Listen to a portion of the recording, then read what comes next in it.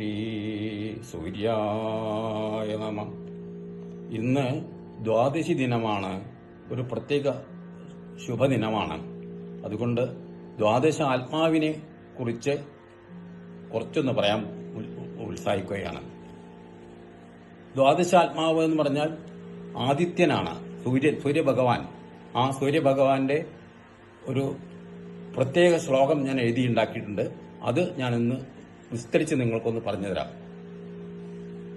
ഓം ആദിത്യം സവിതാരമൂർജനിലയം താപപ്രഭാവാധിപം തേജോമണ്ഡലനായകം ത്രിജഗതാം നിശേഷജാഢ്യാവഹം വിശ്വസ്യാത്ഭുതലോചനം ദിനകരം ജീവാത്മസംരക്ഷകം ബ്രഹ്മാ വിഷ്ണു ശിവാത്മക പ്രതിനിധിം പ്രത്യക്ഷദേവം ഭജേ.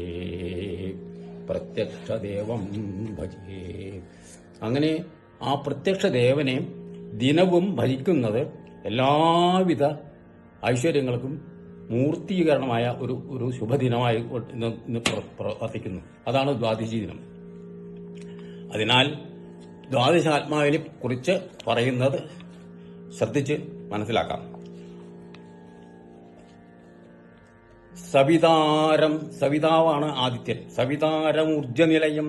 സവിതാവ് എന്ന് പറഞ്ഞാൽ എല്ലാറ്റിന്റെയും ശക്തിയെ വഹിച്ചു വെക്കുന്ന ആള് എന്ന അർത്ഥമാണ്. സവിതാരമൂർജനിലയം താപപ്രഭാവാധിപം. താപപ്രഭാവത്തിന്റെ അധിപനാണ് ആര്? ആദിത്യൻ. താപപ്രഭാവാധിപം തേജോമണ്ഡലനായകം ത്രിജഗതാം. തേജോമണ്ഡലത്തിന്റെ നായകനാണ്. ത്രിജഗതാം, മൂന്ന് ജഗത്തിന്റെയും നിശേഷജാഢ്യാവഹം.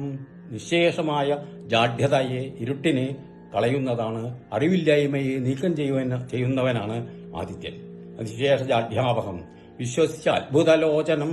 വിശ്വത്തിന്റെ അത്ഭുതമായ ഒരു ലോചനമാണ്, കണ്ണാണ് ആദിത്യൻ. വിശ്വസ്യ അത്ഭുതലോചനം ദിനകരം.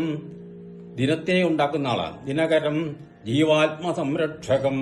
ജീവാത്മാവിനെ സംരക്ഷിക്കുന്ന ആളാണ് ആദിത്യൻ. ജീവാത്മസംരക്ഷകം തേജോമണ്ഡലനായകം ത്രിജഗതാം നിശേഷജാഢ്യാവഹം വിശ്വസ്യ അത്ഭുതലോചനം ദിനകരം ജീവാത്മസംരക്ഷകം. ജീവാത്മസംരക്ഷകം ബ്രഹ്മാ വിഷ്ണു ശിവാത്മക പ്രതിനിധിം. ബ്രഹ്മാവ്, വിഷ്ണു, ശിവൻ, ഈ മൂന്ന് ദേവന്മാരുടെയും ആത്മാവിനെ ഒന്നിച്ചു സംഭരിച്ചു വച്ചിരിക്കുകയാണ്, ഒന്നിച്ച് അടക്കി വച്ചിരിക്കുകയാണ്. ജീവാത്മസംരക്ഷകം അതിന്റെ പ്രതിനിധിയാണ്. വിശ്വസ്യ അത്ഭുതലോചനമാണ്. ജീവാത്മ സംരക്ഷകനാണ്. ബ്രഹ്മാ വിഷ്ണു ശിവാത്മക പ്രതിനിധിയാണ്. ബ്രഹ്മാവിന്റെയും വിഷ്ണുവിന്റെയും ശിവന്റെയും പ്രതിനിധിയായിട്ട് വർത്തിക്കുന്ന ഒരു മൂർത്തിയാണ് ആദിത്യൻ. പ്രതിനിധിം പ്രത്യക്ഷദേവം ഭജിയ. അങ്ങനെയൊക്കെയായ പ്രത്യക്ഷദേവനെ ഭജിക്കുക, അതാണ് ആവശ്യം. പ്രത്യക്ഷദേവനെ ഭജിച്ചിട്ടുണ്ടെങ്കിൽ എല്ലാവിധ ഐശ്വര്യങ്ങളും വന്നു ചേരുന്നതായ ഒരു മൂർത്തിഭാവമാണ് ഈ ആദിത്യന്റെ മഹിമ ഏവരും മനസ്സിലാക്കി ആദിത്യനെ ദിനവും ആദിത്യൻ ഉദിച്ചു വരുന്ന സമയത്ത് കൈകൂപ്പി തൊഴുകണം. അതാണ് കൈകൂപ്പി തൊഴുക, നമസ്കരിക്കുക. ആദിത്യനെ കൊണ്ട് ആ ആദിത്യ നമസ്കാരത്തിലൊക്കെ എത്രയോ ആദിത്യ നമസ്കാരങ്ങൾ ചെയ്യുന്ന എത്രയോ ബ്രാഹ്മണരുണ്ടായിരുന്നു, എത്രയോ ആളുകളുണ്ടായിരുന്നു. ആദിത്യൻ നമസ്കരിച്ചാൽ അത്രയും നമുക്ക് നമ്മുടെ ശരീരത്തിന് ഗുണവും ബലവും ഊർജവും ഒക്കെ ഉണ്ടാവുന്ന ഒരു ഒരു ഒരു ഒരു പ്രക്രിയയാണത്. അതിനാൽ അത് മനസ്സിലാക്കിക്കൊണ്ട് എല്ലാ ആളുകളും ഇത് ചെയ്യാൻ വേണ്ടി പ്രയത്നിക്കുക. അതാണ് എനിക്ക് പറയാനുള്ളത്. ഇത്രയേ പറയാനുള്ളൂ.